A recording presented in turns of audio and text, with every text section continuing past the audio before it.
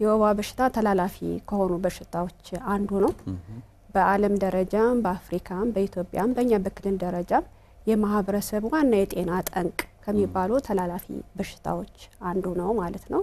በአገር አቀፍ ደረጃ የተቀመጠ ወባን መከላከል መቆጣጠር ብሎ ማስወገድ የተቀመጠ መመሪያ ወይም ጋይድላይን አለ። ከዛ ጋይድላይን ላይ ቁልፍ ስትራቴጂ ተብለው 8 ስትራቴጂዎች ተቀምጠዋል። ይሄን መሰረት ተደርጎ ይሰራል።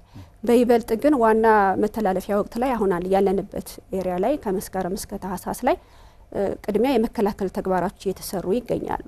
መከላከል ተግባራት ላይ ስንል አንዱ ምንድነው የምኝታ አጋጎበር ማሰራጨት ነው። ሌላው የመከላከል ተግባር የምንጠቀመው የቤት ውስጥ የጸረ ትንኝ ኬሚካል ርጭት ነው።